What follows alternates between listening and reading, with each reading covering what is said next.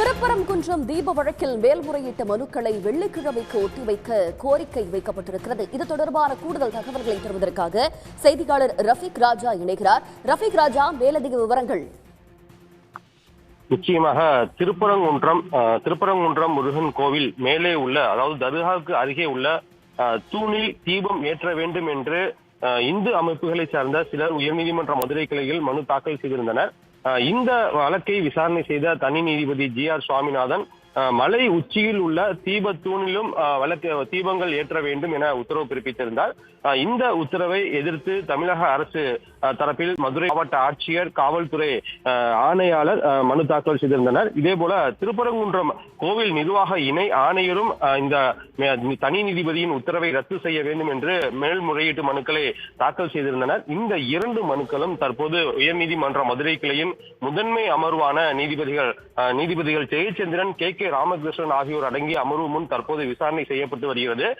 குறிப்பாக வழக்கு விசாரணை துவங்கியவுடன் வழக்கின் நிலவரம் என்ன என்று நீதிபதிகள் இரண்டு தரப்பிலும் கேட்டு அறிந்து கொண்டனர்.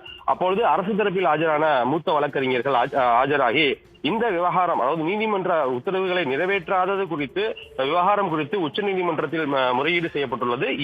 இந்த வழக்கு என்பது தனி நீதிபதியின் உத்தரவை ரத்து செய்ய கோரி மேல்முறையீடு செய்யப்பட்ட வழக்கு. எனவே இந்த வழக்கை தாங்கள் விசாரித்து, அதாவது இந்த வழக்கில் உரிய வாதங்களை வைப்பதற்கு கால அவகாசம் வேண்டும் என கோரிக்கை வைக்கப்பட்டது. ஆனால் மனுதாரர் தரப்பில் பல்வேறு இடையீட்டு மனுக்கள், அதாவது பல்வேறு அமைப்புகள் இந்த விவகாரத்தில் இடையீட்டு மனுக்களாக நாங்கள் தாக்கல் செய்ய வேண்டும், அந்த வழக்குகள் எல்லாம் இன்னும் பட்டியலிடப்படவில்லை, எனவே எங்களுக்கும் கால அவகாசம் வேண்டும் என கோரிக்கை வைக்கப்பட்டது. அப்பொழுது நீதிபதிகள் அதிகமான நபர்கள் இந்த இடையீட்டு மனுக்கள் தாக்கல் செய்ய விரும்புவதால் இந்த வழக்கை நாங்கள் புதன்கிழமைக்கு ஒத்தி வைக்கின்றோம். எனவே உடனடியாக நீதிமன்ற பதிவாளர்கள் யாரெல்லாம் இந்த வழக்கில் இடையீட்டு மனுக்கள் தாக்கல் செய்து தங்களது கருத்தை தெரிவிக்கிறார்களோ அவர்கள் அனைவரையும் பட்டியலிடுங்கள், புதன்கிழமைக்கு விசாரிக்கலாம் என்று தெரிவிக்கப்பட்டது. ஆனால் அரசு தரப்பில் அதிகமான இடையீட்டு மனுக்களை அனுமதிக்க வேண்டாம், குறிப்பிட்ட கால அவகாசம் வைக்க வேண்டும் என்ற கோரிக்கையும் வைக்கப்பட்டது. அதனை ஏற்றுக்கொண்ட நீதிபதி தான் எனவே அனைத்து தரப்பு வாதங்களையும் கேட்டு அறிந்து உரிய உத்தரவுகளை பிறப்போம். ஏனென்றால் நீதிமன்றம் என்பது தனிநபருக்கு சொந்தமானதல்ல, தனிநபர் கருத்தை மட்டும் நம்மை கருத்தில் கொள்ள முடியாது. எனவே அனைத்து தரப்பினரும் இந்த விவகாரங்களில் மனு தாக்கல் செய்யப்பட்டு இந்த வழக்கை புதன்கிழமைக்கு ஒத்திவைப்பதாக தெரிவித்தனர். அப்பொழுது தமிழ்நாடு அரசினுடைய தலைமை வழக்கறிஞர் ஆஜராகி இந்த விவகாரத்தை பொறுத்தவரை முக்கியமான விவகாரம் என்பதால் டெல்லி உச்சநீதிமன்றத்தில் உள்ள மூத்த வழக்கறிஞர்கள் தமிழக அரசிற்காக ஆஜராக உள்ளனர்.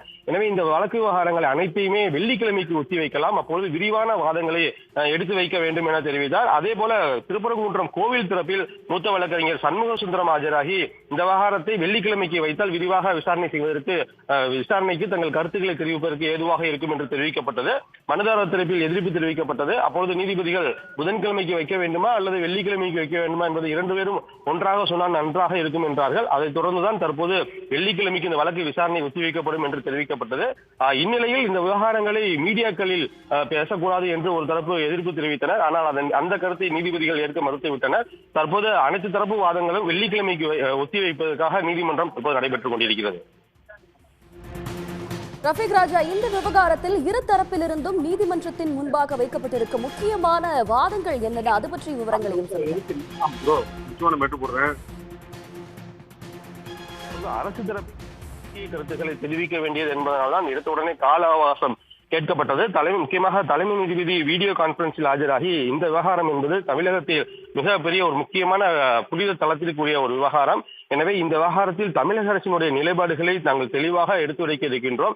எனவே அனைத்தையுமே அறிக்கையாக எழுத்துப்பூர்வம் என்று நீதிமன்ற வழக்கில் சொல்வார்கள், ரிட்டன் ஸ்டேட்மெண்டாக நாங்கள் உடனடியாக தாக்கல் செய்கின்றோம். அதற்காக கால அவகாசம் வேண்டும்.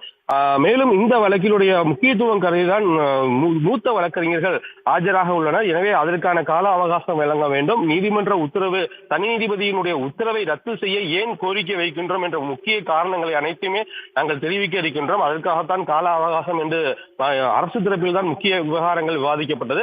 மனுதாரர் தரப்பில் தங்கள் எதிர்ப்புகளை தெரிவித்தனர். இருந்தபோதும் பல மனுக்கள் தாக்கல் செய்யப்பட வேண்டும், பல்வேறு கருத்துக்களை கேட்டறிய வேண்டும் என்று மனுதாரர் தரப்பில் அது மட்டுமே கோரிக்கையாக வைக்கப்பட்டது. இருந்த போதிலும் நீதிபதிகள் இது என்பது தனி மனித விவகாரம் கிடையாது, நீதிமன்றம் அனைவருக்கும் பொதுவானதுதான். எனவே அனைத்து தரப்பினருமே இதை மனுவாக தாக்கல் செய்யுங்கள், அனைத்து மனுக்களையுமே நீதிமன்ற பதிவாளரிடம் பட்டியலிட உத்தரவிடுகிறோம். அனைத்து வாகனங்களையும் கேட்டு காமன் ஆர்டர் என்று ஆங்கிலத்தில் சொல்வார்கள், பொதுவான உத்தரவு நாங்கள் பிறப்பிக்க இருக்கின்றோம். எனவே அனைத்து தரப்பினருமே இதில் மனுக்களை தாக்கல் செய்யுங்கள் என்று கூறியுள்ளார். உடனுக்குடன் செய்திகளை தெரிந்து கொள்ள சன் நியூஸ் பெல் ஐகானை கிளிக் பண்ணுங்க.